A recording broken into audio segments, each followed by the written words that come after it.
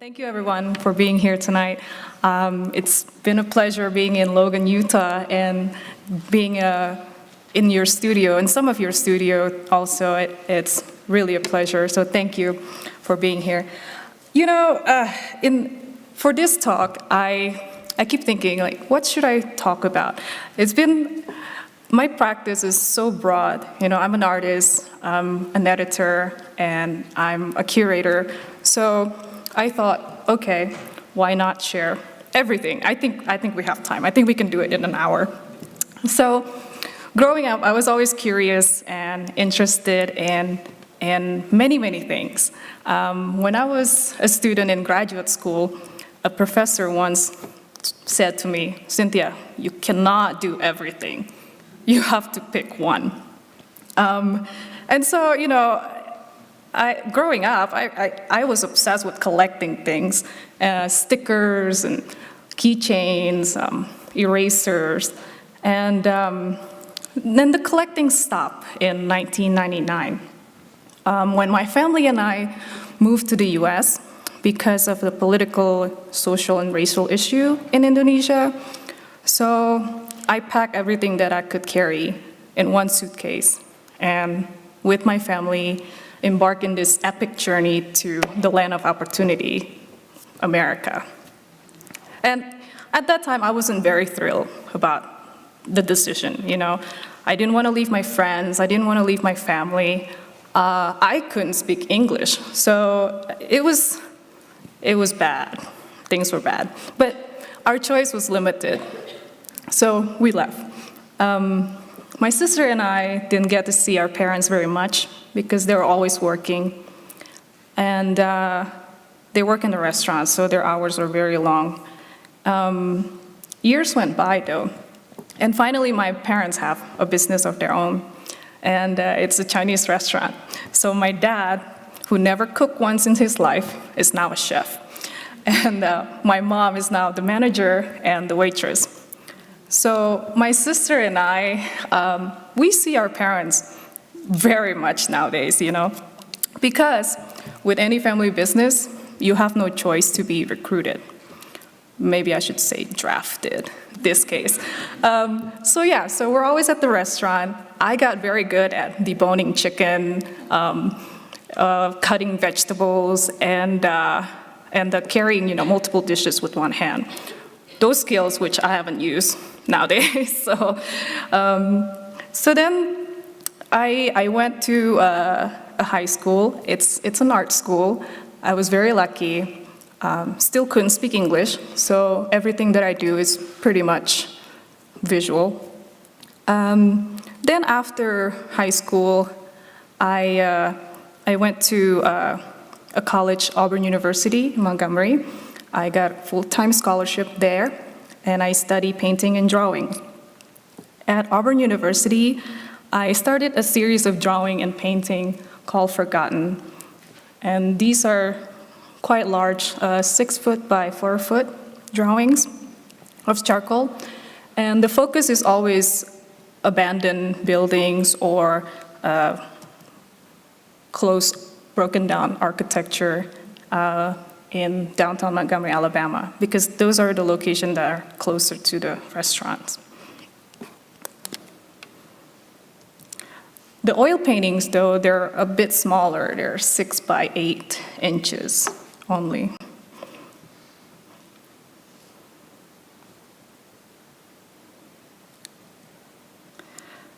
So after receiving a bachelor degree and still working at the restaurant from time to time, I started to show my work outside of Alabama. And I also volunteer my time at a local art gallery to curate exhibitions. During this time, I noticed that emerging artists really, their opportunity is limited if you're just starting out, right? So a couple of friends and I started a group called Emerging Young Artists, and our mission is to work with local cafes or empty storefronts, and we would create exhibitions. So I did this for 2 years. And then I realized, well, there's still so much to learn. I wanted to push my personal work forward. And for me, the answer was graduate school. So I applied to 4 graduate programs, got accepted to 2, and ended up at Southern Illinois University in Carbondale. I received several grants while I was there, which allowed me to go back to Indonesia for the first time in 13 years. So while I was in Indonesia, I had the opportunity to study batik, which is what you see here, in Yogyakarta. So batik is essentially wax resist painting with dye. So traditionally, this is the tools that they use, which is called chanting, and the opening there is where you put the melted wax. And nowadays, things are a bit more experimental, and artists use brushes to create that. So this is, for example, the piece of batik that used more of the paintbrush. You can see the mark is larger. And here, this one is actually with the chanting with the small tool. So at that time, I also had the opportunity to visit my relative.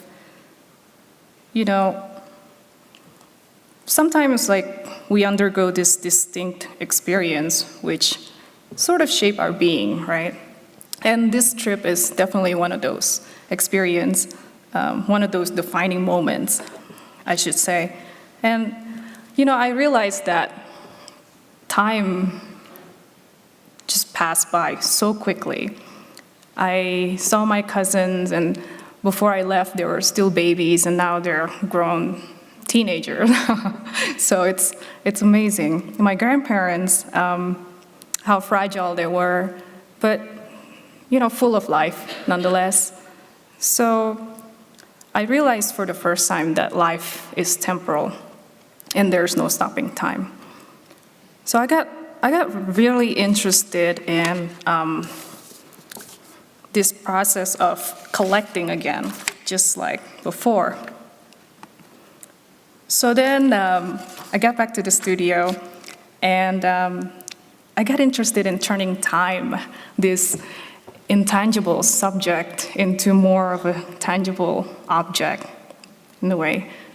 So this childhood obsession has returned. So I started collecting eggshells, because I thought, for me, egg is such a profound symbol of life. And eggshells, it's the best way to represent that duality, that beginning and ending. So then this time, collecting becomes a way to represent time. I'm going to show you this one here. So I suppose my work shifted from creating that representation of time past, like what we saw in the paintings and drawings, into more of representing time itself by the process of collecting.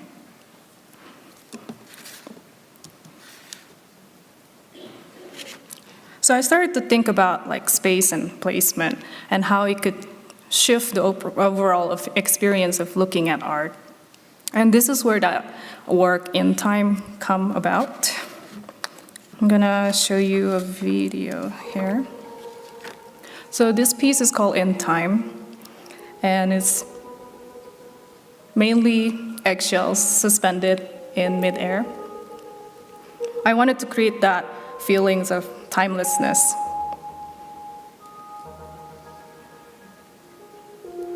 And they're about 6 foot wide, 15 foot high, and I think 12 foot long, if I'm not mistaken.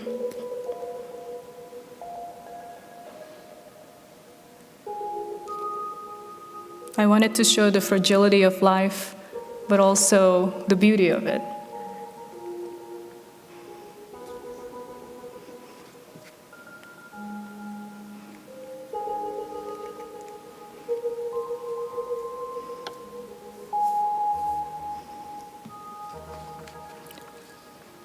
So each of those shells are actually adjustable.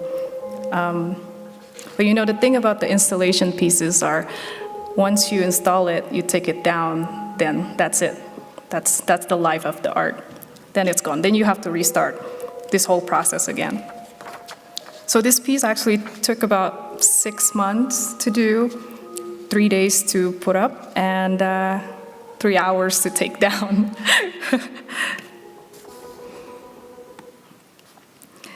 So I was also interested in this idea of origin. You know, so this idea of beginning, and to me, a circle represents that symbol. So these are the pieces from Life Cycle. It is ink on Yupo paper, and it's also backlit with an LED.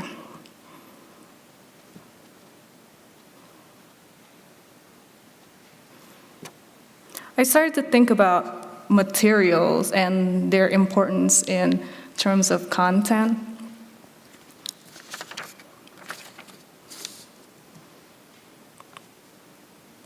So by this point, I've been collecting eggshells. I've been collecting charcoal from the wok underneath my parents, from the wok. So like when you have a high heat cooking, you know, the bottom of the wok will have this carbon buildup. So every week I will scrape that carbon buildup and I use it for my drawings as charcoal. I also collected ashes, and nowadays I make my own ink out of ashes. So these are some of the process. So nowadays my spending budget for materials is a bit low.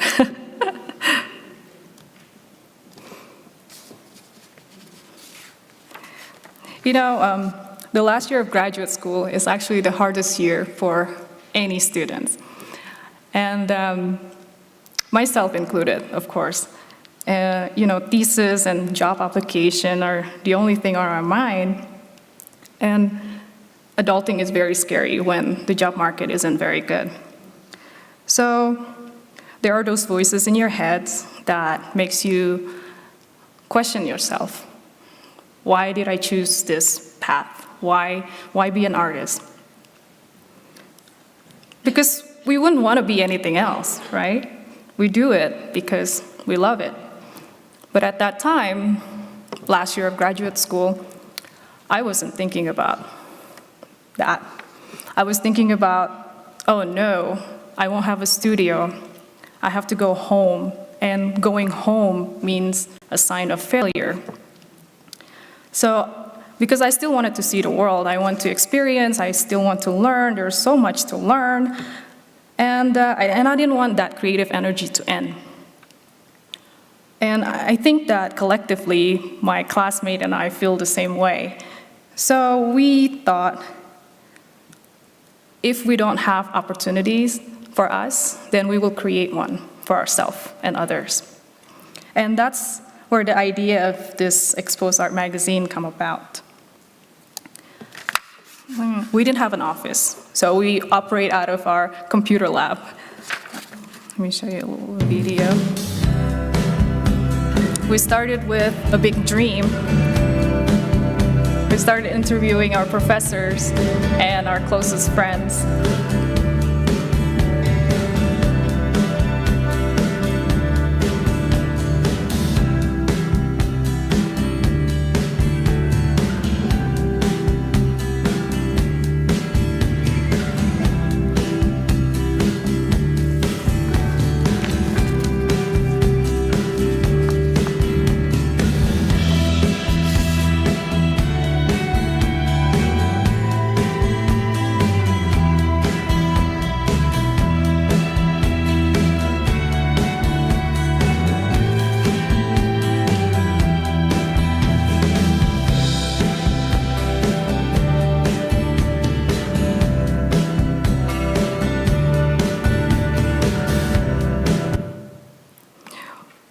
So we started Expose. A few weeks before my thesis show, I remember thinking, if I failed my defense, will they let me stay for another year? I really didn't want to go home. I really didn't want to go home. Because I have everything there, you know? I have a space to create, I have a freedom to create, and, but I suppose all good things must come to an end to make room for better things, right? And then a good friend told me, you know, oh, Cynthia, be like water. Water, it could take on any shape. When it's contained, it can take on any shape. So be adaptable. And the funny thing is, when you let go, things will just fall into place. So then, you know, an opportunity came up as a visiting artist position at Auburn University. So I thought, okay, I'll take that opportunity and expose at the Southeast region. So I did. I went home. There I was. I taught foundations and drawings at Auburn University. It was so great to share my love for the arts and also consequently learn from my students, because for me, you know, teaching is a two-way process. So then, you know, during this period, the publication started to gain momentum. Our family of staff grew from 4 amazing individuals to 9. So now, you know, and many contributors worldwide also.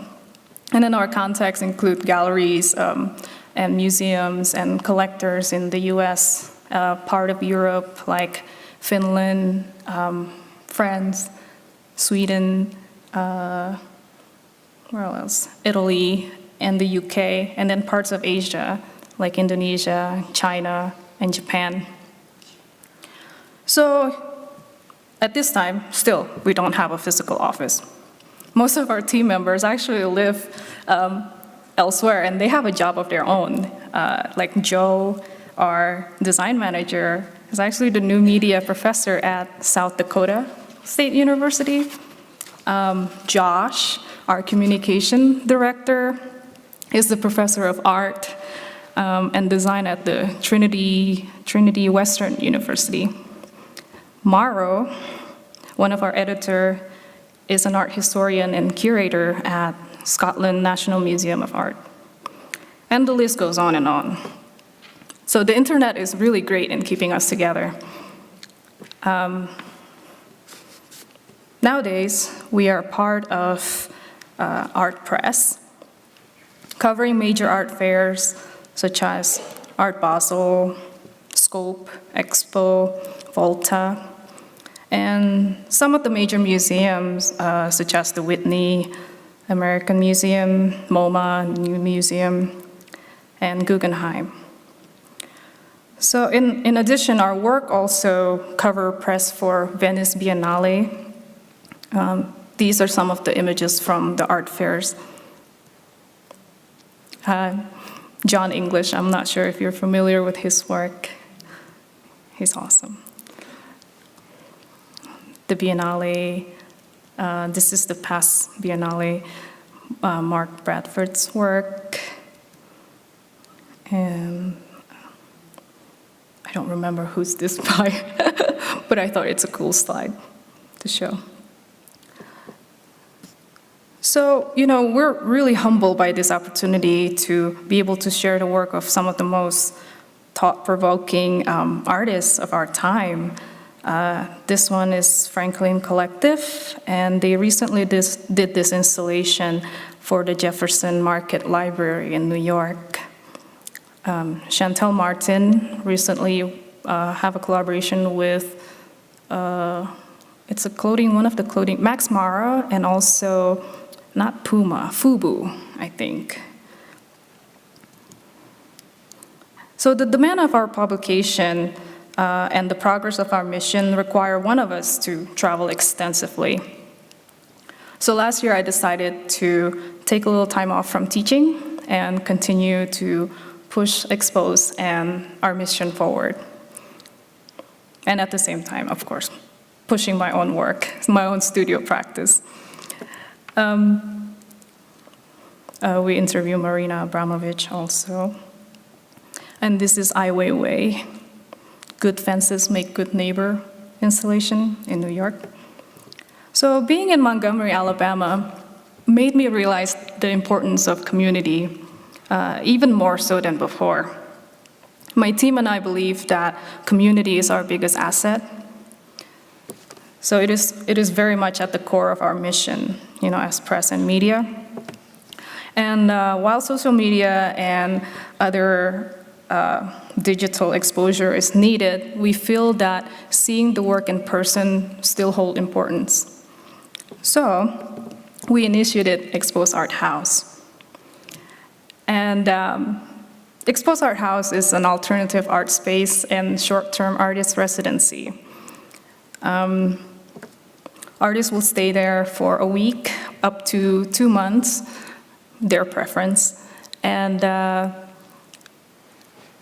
create a body of work that inspires by their trip to Montgomery, Alabama.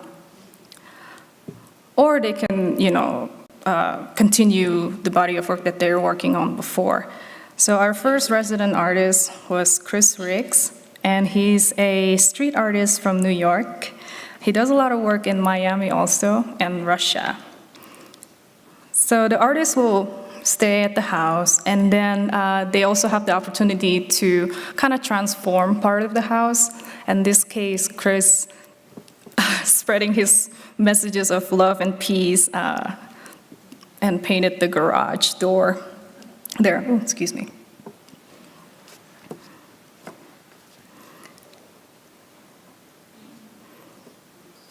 So we work with local organizations such as Southern Poverty Law Center, an institution like the Montgomery Museum of Fine Arts, and the local universities also, to engage their students and the community with artist talks.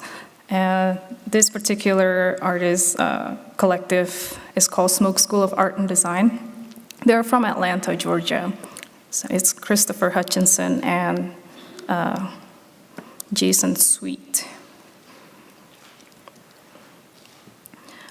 And this work is by Eliana Quesada. She's from Mexico City. And the work that we are showing is very much interdisciplinary. We show everything: sculptures, drawings, video.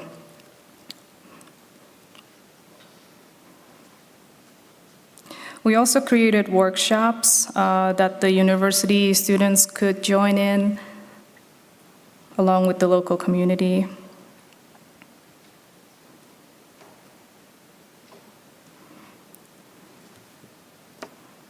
And nowadays, the art house is included in the city's tourist destination list. So if you find yourself in Montgomery, Alabama, do let me know.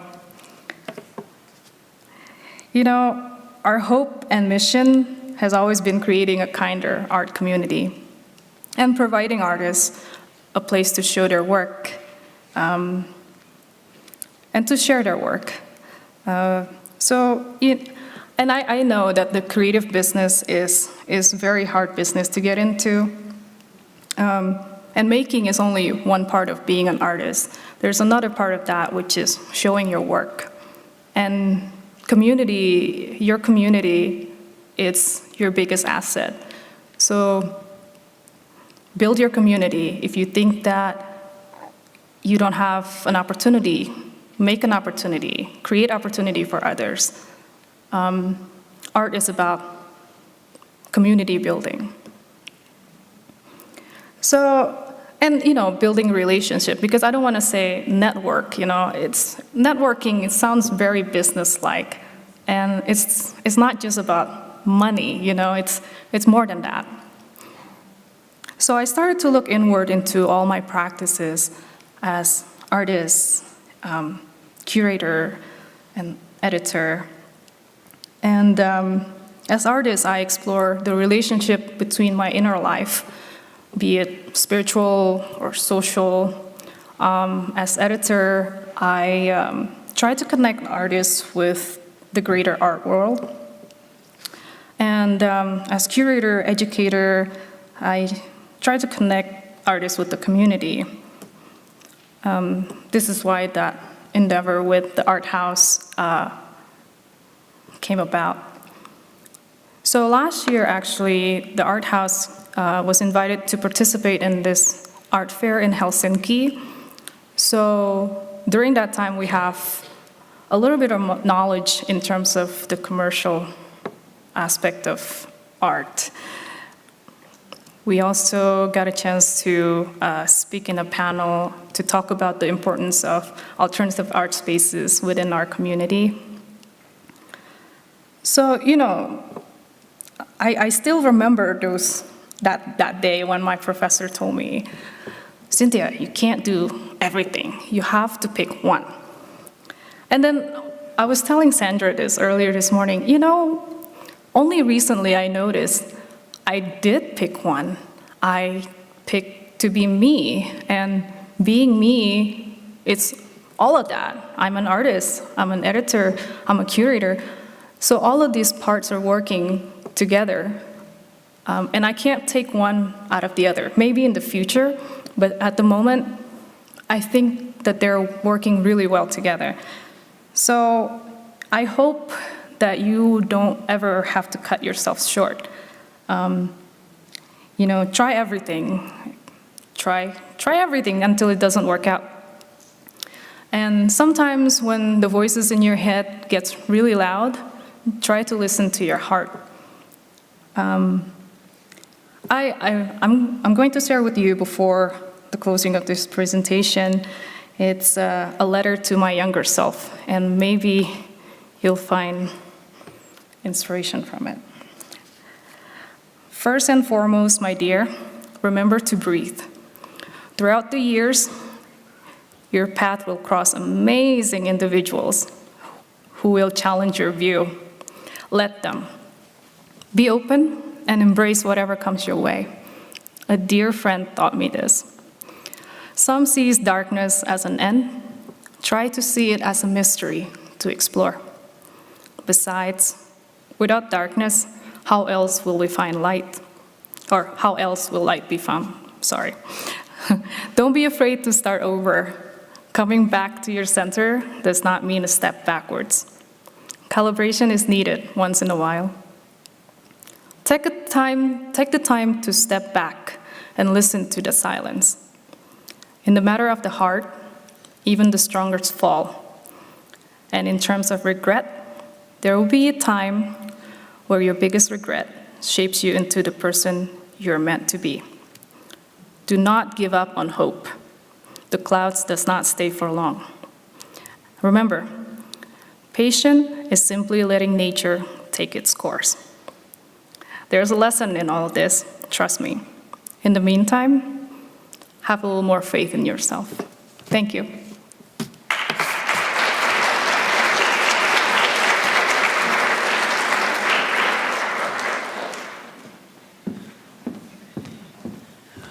Well, thank you, everyone, for attending. And I'd like to say, before we all head out to the lobby, where if you would like to talk personally with Cynthia, I know she would like to do that.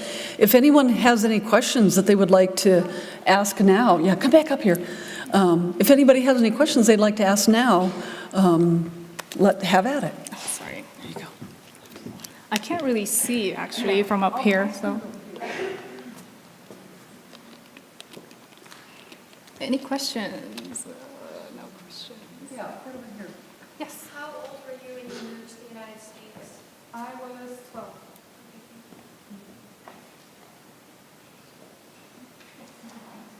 Thanks for a really inspiring talk. I hope our students are feeling as inspired as I am. But I want to ask you maybe a little bit about, if you have a little bit about pragmatics, and how you went about setting up this alternative art space. I mean, this stuff costs money, and you must have had some people who the investors sort of angels who trusted that this would happen. Well, I guess I should go up here. Yes, yes. Well, thank you for actually the opportunity to be here. And, you know, when I saw Carrie Mae Wems and other amazing individuals share the same stage, I was like, oh, wow, what an honor. So thank you for being here. I'm really honored. In terms of the alternative art space, it's actually a house that I'm also living in. So there are 4 rooms, and many other, little rooms like the living room, and there's 2 living rooms. So then all this space, and I'm all by myself. Why not utilize it? And it's important to start looking into your own sort of pile of gold before you start, spreading out too thin. So I didn't have to use investors because the space is already there for me to provide. It is hard, like funding for the arts is always a challenge, So what we do is we just have a tip jar, and then whenever we have shows, then people will donate because we would also share with them like, okay, we need paint, because each exhibition you have to paint the wall, you have to cover the holes, and the LED track lights, it's not cheap. So all these things cost money, but fundraising, such as creating workshops and charging for those, and try to build up the community. And before, when we started, we have about 20 people coming to the house, and now we have about 50 to 100. So now the space is a little too tight. So this way, I try to keep in contact with the museum and in terms of using their space when we have artists talk. So that's still in the mix. So hopefully things works out. But yes, start to look into your own pile of gold before you start coming out. I hope that answers your question a little bit. Cynthia, how long had you been out of grad school when you guys started Art House? So I moved to Montgomery, Alabama in August of 2015. Okay. So then I started the Art House 2016. Okay. Because again, coming home, and it's, I don't know if you've been to Montgomery, Alabama, but it's a very conservative state, So the works that being shown, it's very conservative.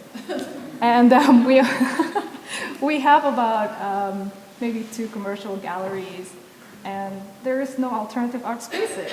So that's the good thing. It's when there's nothing, then you can create something, So we started 2016. Okay. So only a year out of grad school, and I mean, honestly, Cynthia's story, I think, could be really inspiring to you guys, I hope, because, again, I actually remember when she and Joe were grad students, just kind of being crazy students running around and starting this Expo's art magazine, and like she said, they were working out of the computer lab, on campus. We have a big dream. We have a big dream. Space. So it's just really kind of cool to see what, she's saying that let's work together. So let's, I need, you need, we all need, things to do.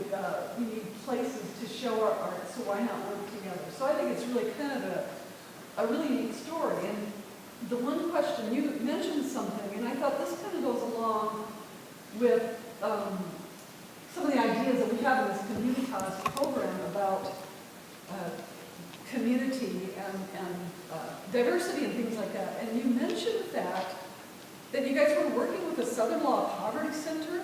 I don't know, how many of you guys know that, have heard of the Southern Law Poverty Center? Okay, that's what I was afraid of. Not enough people. It is actually a major organization in this country that's working with just what they're talking about, poverty and a lot of the sort of social issues that, is created by what happens when people are living in poverty. So they do some actually really amazing work. And sometimes I'm kind of afraid that being clear out here in Utah, and they're based in Montgomery, we don't hear about them enough. Yeah. But it is a major organization, so I'd like you actually to tell them a little bit about how you've worked, or you're hoping to work together with them as well. So what we do, so this coming fall, we have an artist coming in from New York, Kat Del Buono, and her work deals with domestic violence and things like this. And what you were asking, how do we get funding, is we're trying to work with local organizations to try to bring in these artists to town. And usually, because sometimes grant is very hard to get, especially our space is not a nonprofit as of now. So we're thinking about that in the future. That way we could get grants and have more funding. But at the moment, what we do is we go privately to these other organizations to share our proposals, and they do help. They do help.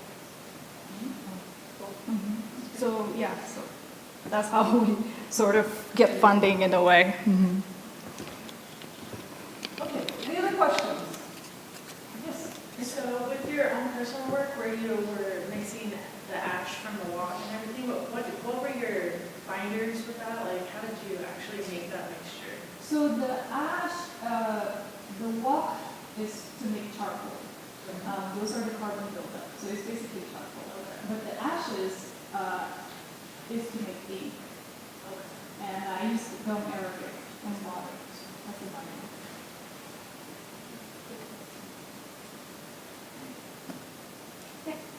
Could you talk a little bit about your approaches to using different media? So how you're thinking about fabric and eggshells and video and kind of integrating those together? Yeah. You know, I Duchamp is such an inspiration. Every object holds an importance in terms of content. So I started with the eggshell, as I was showing you earlier, because eggshell is such a profound symbol. You know, it's life, basically, right? But it's also that, well, if the eggshell is cracked, is it death also? So there is that duality, and I'm really interested in that because that can carry more conversation, for me anyway. So, you know, and then I started looking into more of my practice, my life in general, and those materials that are collected is very personal.